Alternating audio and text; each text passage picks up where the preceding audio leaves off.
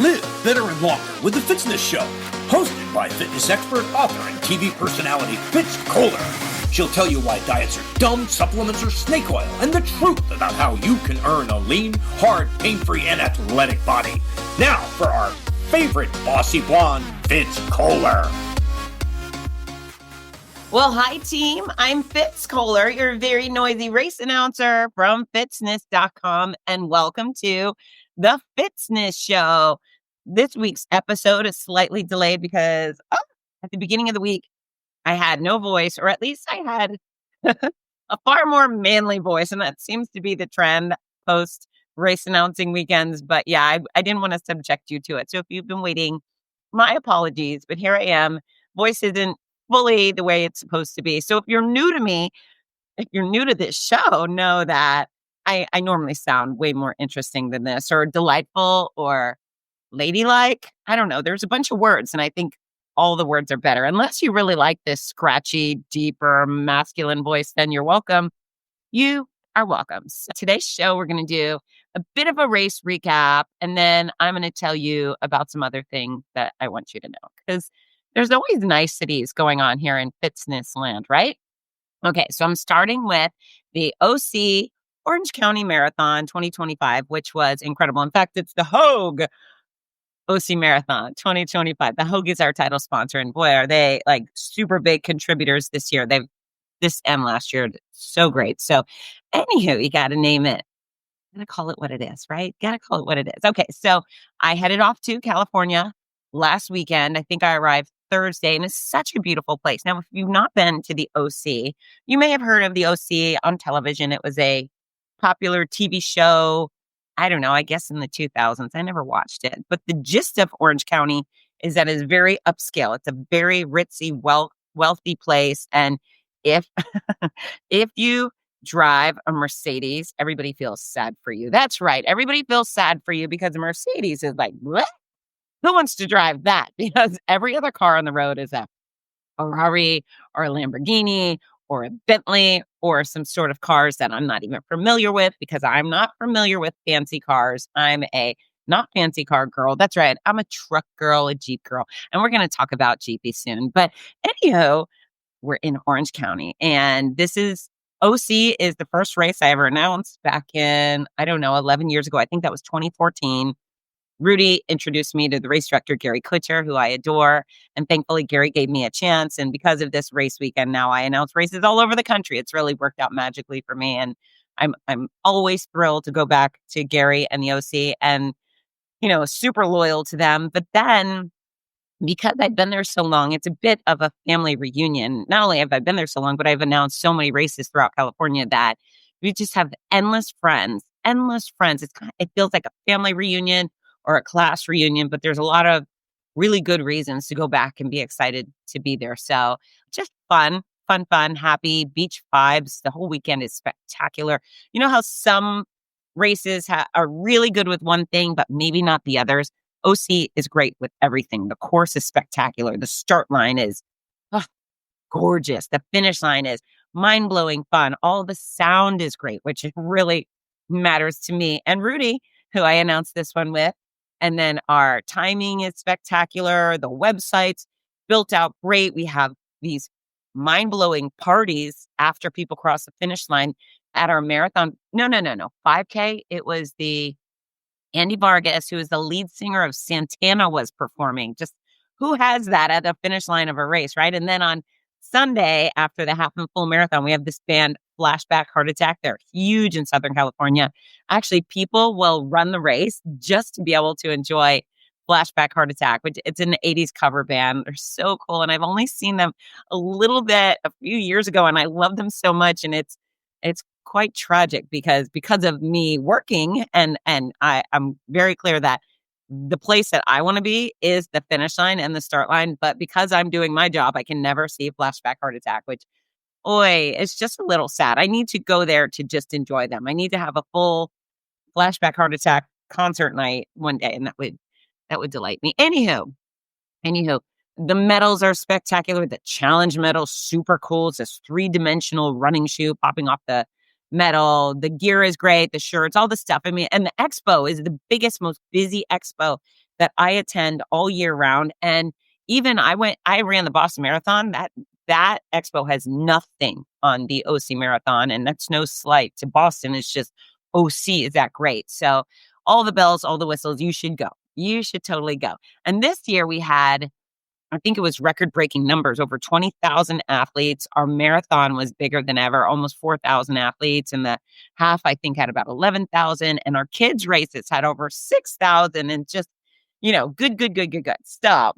I'm going to tell you some of my highlights. I mean, the whole freaking thing is a highlight. But I don't know, there's just a few people I want to mention because, it's just, they say sometimes the finish lines are life-changing. When the speedsters up front come through, these are folks that usually have done this before. They've been training their whole life. They are fast. They are elite athletes. They move quickly, and running is what they do. Running well is what they do. And most of the people who win the races I announce have won other races. So it's exciting, but it's not necessarily life-changing for those folks.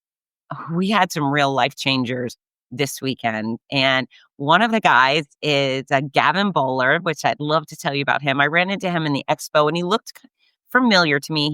He's in a wheelchair. He's an amputee, missing his right leg right above the right knee. And I recognized him from previous races. I said, "Hey, are you racing this weekend?" He said, "Yeah." I said, "Are you doing it in this chair?" Because he had a basic chair. Now, racing in chairs is kind of popular, but most of the people racing in chairs have special racing chairs. They're a bit more aerodynamic. They are built for speed, a little more comfortable for the athletes to go such a long distance. But Gavin said, "Yeah, I race in this chair." I think he could use funding. Just to be clear, I think he could use funding for a proper racing chair. But until he gets it, he's just going to race in his everyday chair, which is batshit crazy because it's such a hard way. It's the hardest way to do any sort of race. Just crazy. Running on foot and walking, that's pretty good. Hand cycling is probably the least difficult of the chair style racing. And then there's push rim. So hand cycle is just kind of twisting like a bike pedal type situation. Most of your motion comes from maybe your elbows. And then the push rim comes from your shoulder. So it's a larger muscle, requires a bit more effort. And then just a regular wheelchair, holy smackers. That's just wild to me. It's the hardest way that I've seen to do a full marathon. Maybe Adam Gorlitsky and his exoskeleton, but crazy. So I chat with Gavin, and he's such a lovely guy. And he starts telling me his story, which I think is worth sharing. So I think Gavin's about 40-ish now. And when he was 21, he was on foot and he was struck by, I believe, a truck.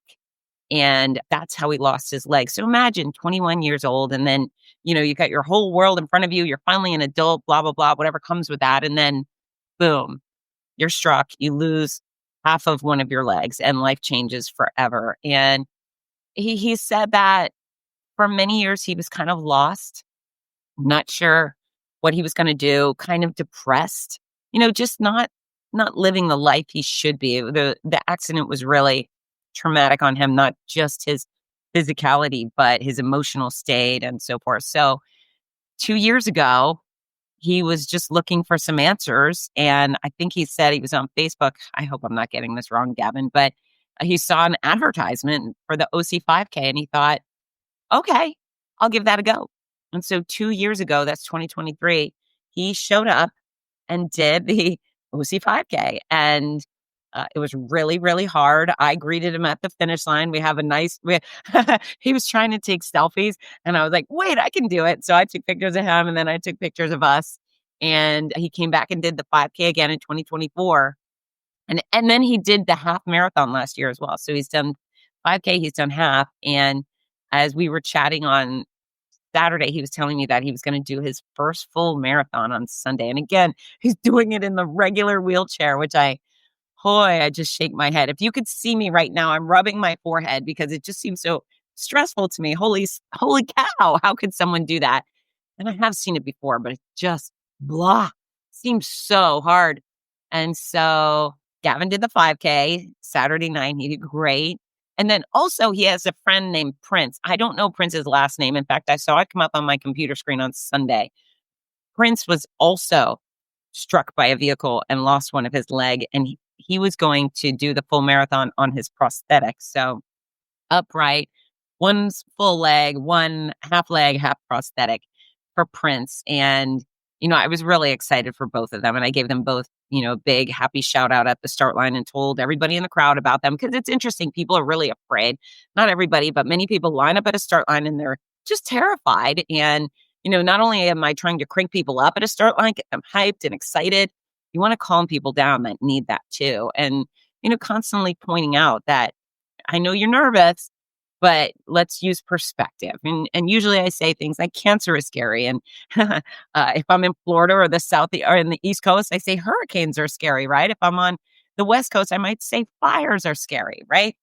But then I point out that there's Gavin out there. He has one leg and he's doing this race in a chair, the whole entire thing in a standard wheelchair. And then there's Prince, who's going to be doing his very first marathon with only one leg and a prosthetic. And that takes the people behind them thinking, okay, maybe it's not so bad for me. I do have both legs. Hip, hip, hooray. That's something, right? So shined a nice spotlight on them and just was really looking forward to seeing them cross that finish line later in the day. And first came Prince, and he just looked great. He looked really good crossing the finish line. And just about 4 or 5 minutes later, they didn't even go together, but Gavin came through, and it was just wonderful. I went down to see him and gave him a big hug, and we took some photos. And I said, this makes everything else seem so much easier, right? He goes, well, at least it makes a half marathon seem like child's play. So, it's all perspective. Hopefully going forward, Gavin can always visualize any challenge he faces against this one, which is extraordinary. And the other thing is that 2 years ago when Gavin found racing, it gave him purpose.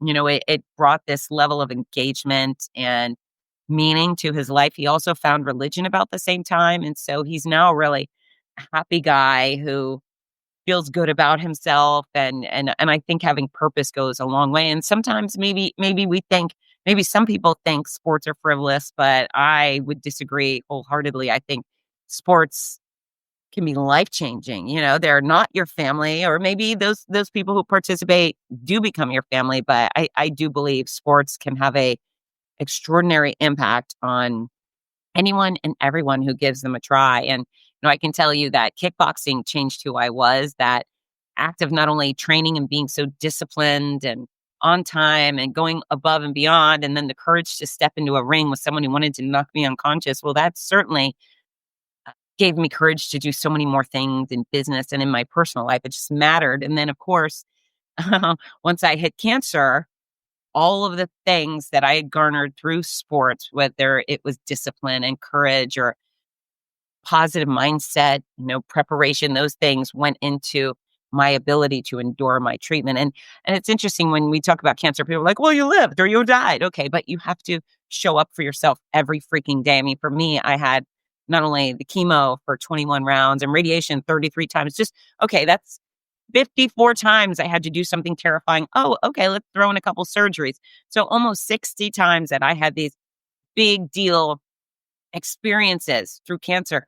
But then 5 days a week, I was getting IV fluids for 5 months. And that throws in another, I don't know, hundreds of times where I had to be brave and I had to endure pain. And I don't know if I could have done those things if I hadn't been an athlete.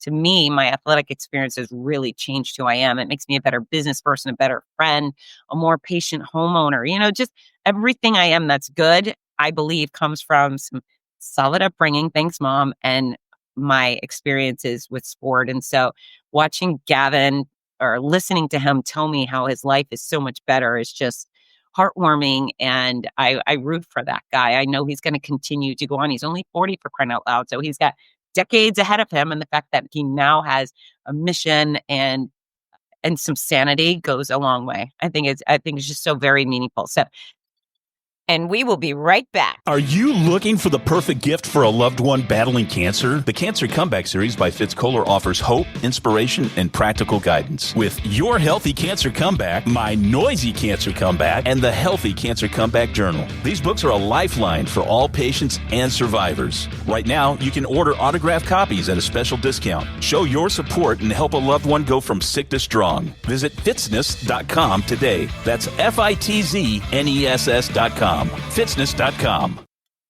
We're back. So Gavin and Prince, excited to tell you about them. And then there's a guy who was actually on my podcast at the beginning of the year, David Lyman. David Lyman is an EOD bomb specialist for the Navy. I believe he's retired now, but he committed to doing the Hoag Marathon in his bomb suit. That's right, 74-pound bomb suit, including the helmet. And the helmet is absurd. The helmet looks like, I don't know, R2-D2 or something. It's just big and round. I guess it's there to protect your brain. So it's got to be solid, your brain from bombs. And so he came out and, whoo, that was a big deal. That was a very big deal. I wasn't sure how he was going to get through it, but he did. He had a team with him, a support crew, I'm sure, to help him drink and get snacks. And maybe we had talked about it during the podcast, whether he was going to use the porta potty or how that was going to work with that bomb suit on. He was like, we're going to figure it out. So I encourage you to go back quite a few episodes and find the David Lyman bomb suit marathon episode. Just really great. But it took him longer than he expected. And it definitely did get warmer in the OC. It was a chilly morning, but the sun came out as it normally does. And if you're wearing a bomb suit, it was probably quite hot.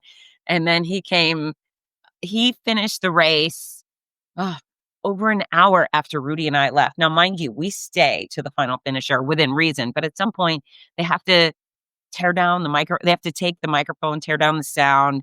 They take the timing. There's really no value to us being there versus everybody else who just can clap and say words with their mouths. So David came in after we finished, but this is just a funny visual because Rudy actually brought it up and it made me giggle so hard. So what happens with our athletes, many races, if you cannot keep up with the balloon lady or a certain time frame of finishing, they will send buses or vans and pick you up. They call it sag wagon. I call it the boo-boo bus.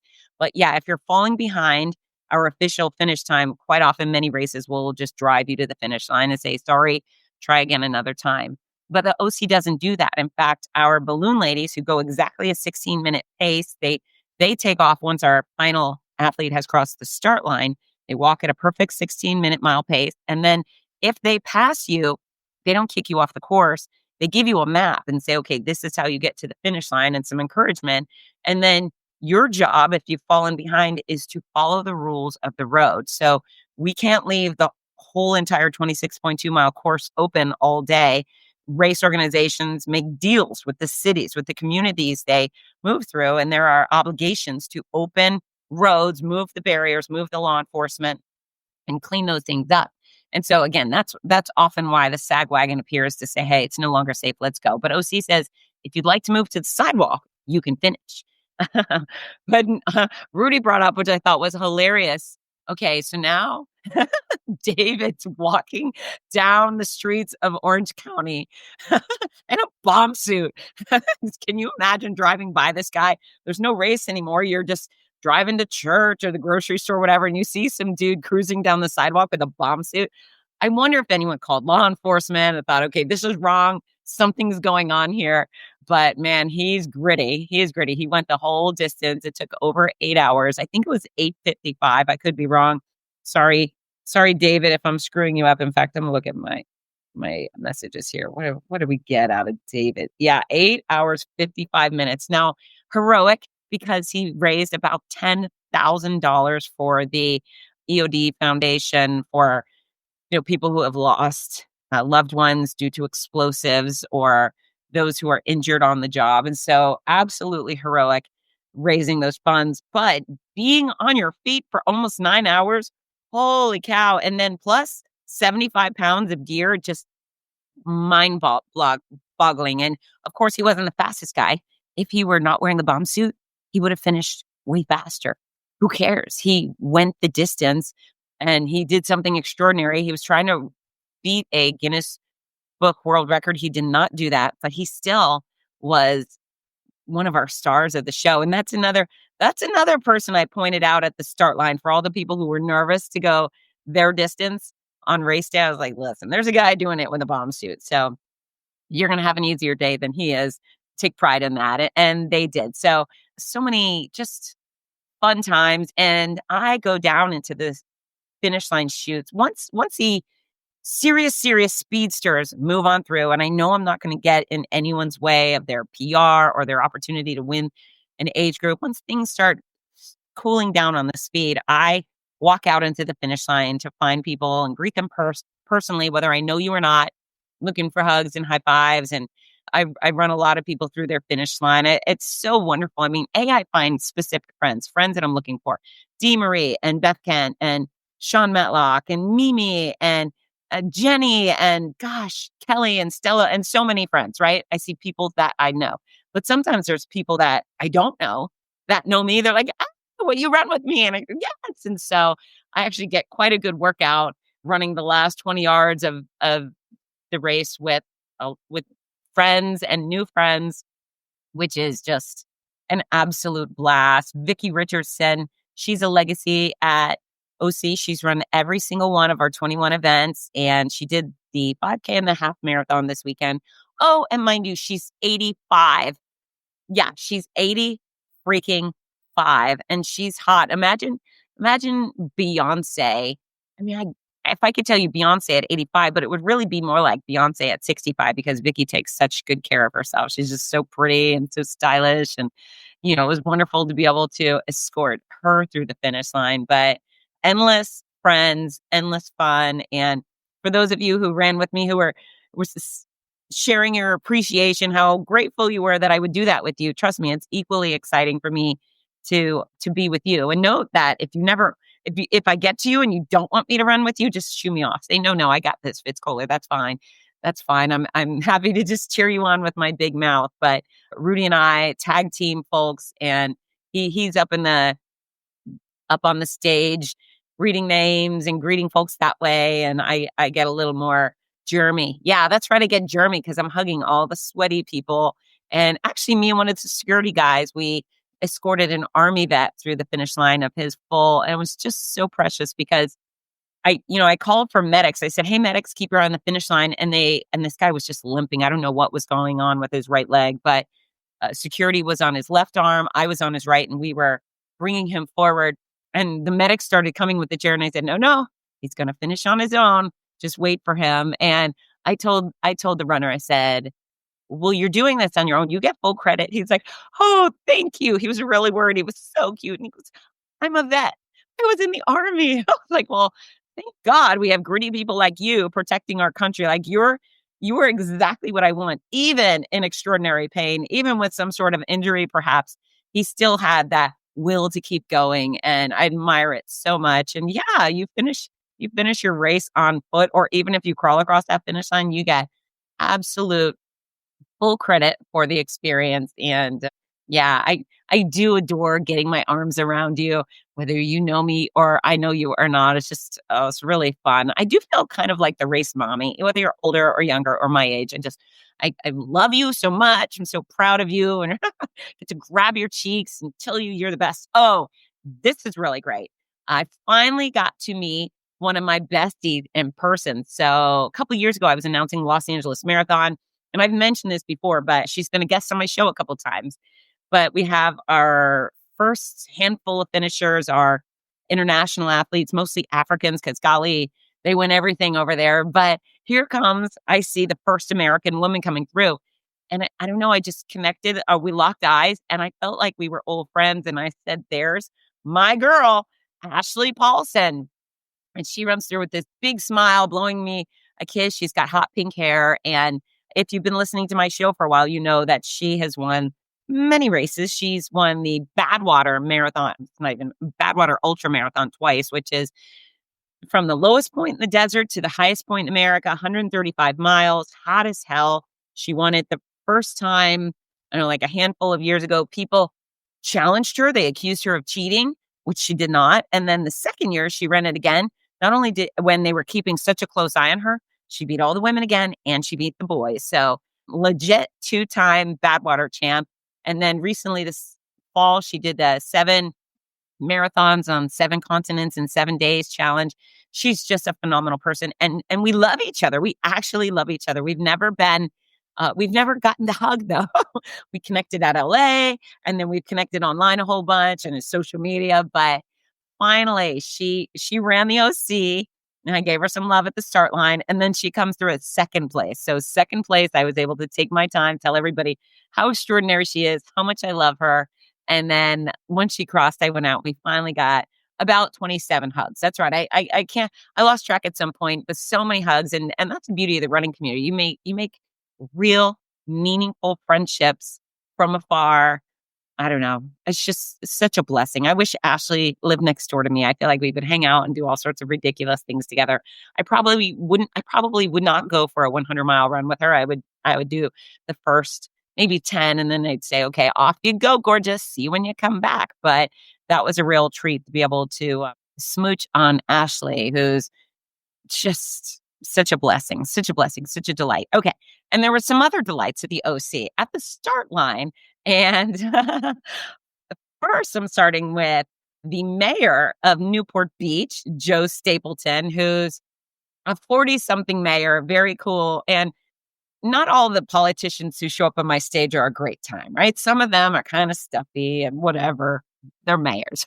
Bless their hearts. They do their best, or they're Congress people, or I don't know. We've had all sorts. But in the OC, the mayors are really normally pretty fun. And so I was introducing one mayor, the mayor of Newport Beach, Joe Stapleton, because the start line is in his city. And then I'd go to John Stevens, who's the mayor of Costa Mesa, which hosts our finish line. And so Joe was a lot of fun. I actually made the great use of Joe because he kind of hung out on the stage. He was enjoying the vibe and the silliness. And I got him to help me out with some of the nonsense I was instigating at the start, which was great. We have some really fun photos. And it's just great to see a politician ready to kick back and be silly, right? I feel like we're seeing that a bit more now on the national level, state and local. It's just a sense of humor. How about that? Hey, you got to be good at your job, right? You got to fix the economy and fix our security and all that stuff. But if you can laugh at yourself, laugh at your situation, I really, really enjoy that. So Joe Stapleton was that mayor, the funny mayor. So I have Joe. He's first. He greets the crowd, maybe yammers for 60 seconds. Good job, Joe. Thanks for keeping it short, sweet. And then the Costa Mesa mayor, John Stevens, comes up, and he really has a little bit of a smack talk with Joe. So he starts getting the crowd to chant Costa Mesa and how much better they are than Newport Beach. Funny, ha ha ha. And I really enjoyed John Stevens. He's been there for a couple of years. Great guy. I love it when he appears as well. And then the CFO, vice president of our title sponsor, Hoag, gets up. And this guy's great. I really love it when hospitals sponsor or title sponsor a race because it means they're investing in the actual health of their community, right? They're not just saying, "Oh, I hope you guys get sick and get hurt so you can come give us money." When they invest in a sporting event or a fitness event, they're saying, no. Steer clear of us. We hope you don't need us. We'll be here if you do. But go exercise, help yourself out, promote health, right? So that's a very big deal to me. And their CFO, Andrew Guarney, a lot of fun, really committed to the OC Marathon. I showed up on Saturday with the kids and then came to the full, and just, it's a special relationship. It's not just money. It's an actual relationship. But so Mayor Joe talks, then Mayor John talks, and then Andrew gets up and he just smacks them both down because he's like, "Oh yeah, mayors, I hear you, but it is the Hoag OC Marathon." So it was just cute watching boys be boys. All the little friendly competition was fantastic. And I tell you that our start line, the full marathon is fabulous, but the start line of the OC half marathon is one of my favorite places each year in the entire country because they're wild. They're crazy. They dance. They're so pleasant. They're willing to be silly with me. And yeah, I just look forward to it. And then the second they all cross the finish line, I'm super sad. I think, why did they leave? But apparently I told them to leave. So that's why that happens. Another highlight of the OC, 6,000 kids. They They're a part of a 3-month training program through the OC Marathon. It's called Kids Run the OC. They do the training program at their school, and then they show up to our race day on Saturday to complete the final mile of their training. And so, yeah, it's a race, but no, we actually don't acknowledge winners. We just say everybody gets a medal, everybody gets a snack. It's a celebration. It's the victory lap. So 6,000 plus kids, phenomenal. We used to have 10,000 pre-COVID, and it's growing back. We're expecting 10 next year at least, which will be wonderful. But this is a deal. It's customary that before any sporting events and definitely race, we do the national anthem. And so when I first started announcing these races, we would play the anthem on our iPad, or individual kids would show up and sing, which was also very heartwarming. But I've switched it up over the past couple of years because you know what? I'm going to lean in on this patriotism thing. If you are blessed to be a freaking American, you got to own that. You got to learn to love it. Gosh, if you don't love it, then I'm so confused for you. I'm so sorry you weren't taught to appreciate the freedoms and the safety and the protection we have here. There's such a blessing to be an American. So I want these kids to know it too. And I love it. I love it. I always encourage when I introduce an anthem singer for everybody else to sing along. And I think we should sing. Whenever you hear the anthem, Fitzness Show listeners, you should sing along. The other thing is, I don't care if you're sitting on your couch watching the Super Bowl, when that anthem singer comes on TV, you stand the hell up. You stand the hell up, not for the song. You stand up for all of those people who have permanently lied down in sacrifice of not only this country, but freedom and security worldwide. You stand up and salute in honor of those people and those that are still making the ultimate sacrifice or offering to make the ultimate sacrifice for this country. So I'm the weirdo. If I'm watching a baseball game in bed and the anthem singer gets up, I stand up. Even if I'm in my bathrobe and a messy bun, I will stand up to honor my country and for those who've served. So I'm very intense about freedom, very passionate about the anthem. And so we've switched it at the OC. We have everybody sing. And so I just love doing it. I always say, who knows the anthem? And the kids are like, yay, me. I do. Great. And so there's often a pack of 800 kids per age group. I send off 8 different waves. So we go 11-year-olds and 10-year-olds and 9-year-olds and so forth. So there's this hundreds of children, and then their coaches from their schools are going to go the distance too. So I just handpick one. And the first one I chose was this guy, Travis. Travis had a fabulous blonde, long wig. It was so funny.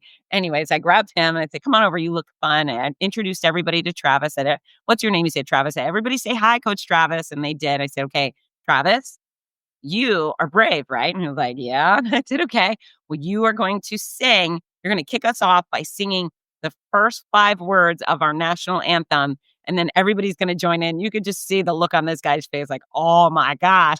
And so I gave him Rudy's microphone and instructed him to give the okay, oh say, can you see? And he did it. And then all of these little voices, big voices chime in, and they sang that national anthem so loud and proud. I mean, that not only were the kids singing, but the coaches were singing. All the parents and grandparents, fans and friends lined up along the start line to see it. They all sang too. I'm pretty confident it was the most patriotic acre of land in our entire country that day. It's just so meaningful. And so we did that before every single wave.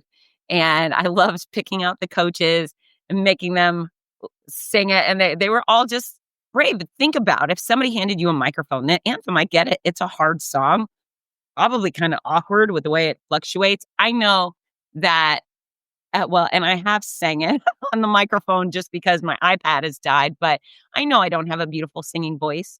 However, the anthem means more than that. It's not just for people with beautiful voices. It's for people who love freedom and America. And so they did, man. I couldn't admire our coaches any more than I do because they had the courage to, oh, say, can you see? And then one of them, Coach Mike, he just kept the microphone and kept singing into it the whole time. And of course, the crowd was singing too. But it was wonderful to hear this man who did not have a beautiful singing voice sing his anthem proudly. So Coach Mike, if you're listening, I love you. You get all the credit. There was a couple of kids that volunteered to sing the "Oh Say Can You See." One of them was a 5-year-old. And it's just heartwarming. I'm going to pick favorites, right? My favorites at a race are almost never when somebody wins. I will always make a big stink about that, right? It's my job to make that champion feel like a real champion, and I mean it, and I'm happy for that person. But the things that shatter my heart into a million pieces in the best way possible are never the champions. It's all the other stuff. It's all the special things that happen on race day. So if you're someone who's never done a race, please join us. And you don't even have to race. We use that term race very loosely. Sure, there are people trying to compete against each other. Sure, there's a lot of people trying to compete against themselves. However, there's so many of us that are just out for some exercise, something fun to do, some athletic adventure, travel. Maybe some people are raising money for charities, but we have a lot of runners, a lot of people who run and walk, and then we have a ton of people who exclusively walk. And of course, there are very long distance races, and then there are very short distance races. So, plan to join in. Do a 5K. It's 3.1 miles. If you can roam through the mall for an hour, you can do a 5K. You can walk and talk with your friends. You don't even have to wear running shoes. You can wear cowboy boots and jeans, do the whole thing, whatevs. But just come check it out because it's a really extraordinary experience. And I love it. I love it. And then the other real highlight is working with Rudy, which our schedules have kind of gone in different directions over the past couple of years, which I don't love, but we just have so much fun working together. And I really expect energy at a race to be a certain level.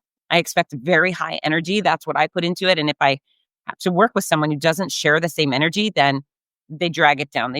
I might sound like a cocky jerk, but my style is big. Rudy's style is big. And so we complement each other so well. And it's just a lot of fun. So love you, Rudy. Thank you for being the other half of Team Noisy. Such a fun thing. We need to have more races together. Okay.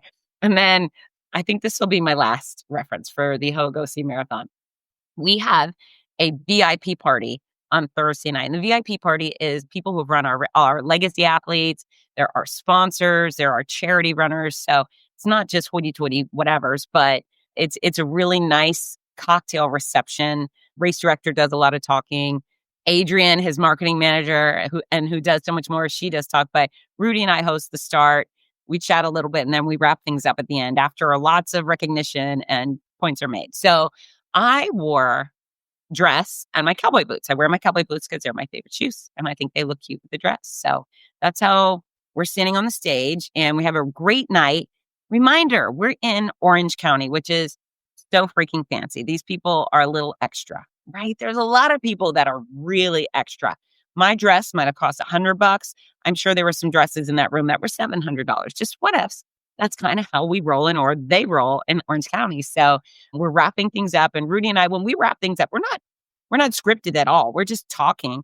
And at some point, I ask everybody who's participating, who's running a race this weekend, and maybe 40% of the room raises their hands. And so I have my cowbell with me. I take it everywhere, and I've been ringing it throughout the evening. And so I take the rest of the group. I say, okay, if you are not running, then we expect you to be part of our cheer squad. Come on out. We want you to go home with sore hands and sore throats. In fact, I highly recommend getting a cowbell. Pick one up at your local Tractor Supply. And as I say that, all the faces in the room just kind of went, huh? Like that. You could see the utter confusion on their faces. This total pick. MC is standing up there in her cowboy boots, ringing her cowbell, telling them to go to Tractor Supply because I'm pretty confident none of them have ever in their life heard of Tractor Supply. So as I was saying it, I was thinking, oh God, I have no idea what I'm talking about. They have absolutely no idea what a Tractor Supply is. So I outed myself, but whatevs. I'm from Alachua County, Florida. What do you expect? But it was a great time, and I'm no stranger to confusing people. So whatevs. After I said that, there was probably a big hook that just grabbed me and yanked me off the stage. All right, next up, I'm going to touch a little bit on Mud Girl, which is kicked into high gear. I've already hosted a couple of Mud Girl events so far. I think we started in April. We've already done Mud Girl Raleigh, Mud Girl Pensacola, which was absolutely fantastic. I will be announcing about 18 of those events this year. Ginger, my daughter, I believe will have about 6. She'll be in Tampa and Charlotte and the Poconos in May alone. And one of the things I want to tell you is that we now have Pink Army Foundation. So over the years, the ownership of Mud Girl has been very passionate about supporting breast cancer causes, which is great. They've donated over $300,000 to various breast cancer causes, but now they've launched their own. It's Pink Army Foundation, and the foundation is going to support breast cancer crushers, women who have had or have had breast cancer, and prepare them and then take them on an athletic adventure at the end of the year. So I'm not going to let that cat out of the bag until they release the information on exactly what it is. But yeah, they're going to be paying for these Mud Girls or Pink Army girls to be trained. They're going to have physical trainers and nutrition coaching, and then they're going to fly them to a special destination to do a special athletic feat, which is really cool. I'm so fortunate to be able to support so many causes that are doing such good for breast cancer. And of course, I'm happy to support the colon cancer and the ovarian cancer and the heart disease and all of that. But since I have done breast cancer and it's very personal to me, working with the American Cancer Society, Blossoming Butterfly, the Donna Foundation, Pink Army Foundation, and a few others has really been meaningful. Young Survival Coalition, anywhere I can go and support men and women who are going through the thing that I've been through and still go through a little bit is pretty cool. If you have not checked out the Mud Girl calendar, please do. Now, here's the deal. Mud Girl is a race designed for women. It's a 5K. We have 20-ish obstacles. They're so much fun. It is not a heavy duty lift like Savage or Spartan. There's no pull-ups required, no rope climbs required. All of our obstacles are more on the fun, easy peasy, just enjoyable side. It's for women. Can men participate? Yes. We do not exclude anyone. In fact, it would be illegal to do so. So I would say probably about 3% of our participants every weekend are men. But please come see me. That's the thing. You look at Mud Girl, you can go to Fitzness.com, check out my race announcing schedule, and then come visit me. After Fargo, I will be in New Jersey and Connecticut and Illinois, and I think Minneapolis, and I think Kansas City or St. Louis, and just on and on and on, Denver and Utah Valley and a lot of places. And I'd love to see you. So check out my calendar, check out the Mud Girl calendar. Even if I'm not going to be there, you'll probably get ginger and you'll have a blast. So go get muddy, please. And thank you. And speaking on breast cancer, this weekend, I have the Donna Foundation, the Donna Mother's Day 5K in Jacksonville. Would love to see you there. That's another quality event. I get to announce all three for them each year at the Donna TPC and, of course, the Donna National Marathon to finish breast cancer in February. And they make a big difference in the lives of people going through breast cancer treatment, because sometimes people can't afford their lights, or they can't afford gas in their car, or they can't afford to feed their kids if they've been knocked out of work for their cancer care. So anywho, they're doing wonderful things, and you should be a part of that. You should definitely be a part of that. Now, my dog, if you saw on social media, my best friend in the whole world, the most loyal person that's ever committed the life to me is Piper. She just turned 16 and we had a sweet 16 party for her.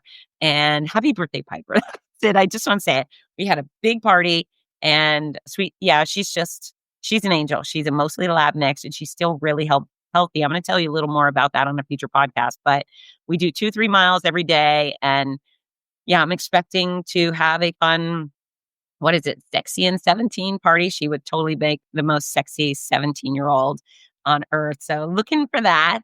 Jeepy, that's right. My big red Jeep that got in a terrible car accident a month ago is still being repaired. So I think they've been waiting for a part. I'm hoping to get it back next week, but over a month without Jeepy, which is quite sad, but that's okay. I wasn't hurt. I'm hoping the moron who caused her accident isn't hurt either. Wishing her well and wishing her extra brain cells because she's not so good at thinking. Song of the week. I'm not giving you a song of the week, babies. I'm giving you a playlist of the week. Go to Spotify, search Fitzness, and you will find a playlist jam-packed with all sorts of cool sounds. And last but not least, our communication tip of the show. Look people in the freaking eye when you're talking to them. Stop looking around people. Stop looking at the floor. Look them into the eye. Look them in their eyes, and they will believe what you say, and they will feel more heard. Right? When they're talking to you, don't look away. Don't look at your phone. Look people in the eye. It shows a lot more engagement and it makes you a lot more of a trustworthy person, which I think is very, very important. If you haven't done so yet, click like, do a share. Hey, folks, listen to the Fitzness Show. I'd like that. And that's it. Get to work. I love you. Mwah! Bye, team. Hi, this is Rudy Novotny, the voice of America's Marathons. We all love how much running has benefited every aspect of our lives, so much so that most of us only wish we'd started sooner. Wouldn't it be wonderful to give the opportunity to children of today? Well, you can. The Morning Mile is a before-school walking and running program that gives children a chance to start each day in an active way while enjoying fun, music, and friends. That's every child, every day. It's also supported by a wonderful system of rewards, which keeps students highly motivated and frequently congratulated. Created by our favorite fitness expert, Fitz Kohler, Morning Milers across the country have run over 2 million miles and are having greater success with academics, behavior, and sports because of it.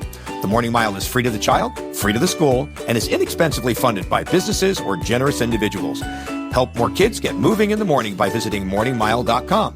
Champion the program at your favorite school or find out more about sponsorship opportunities. That's morningmile.com. Long may you run.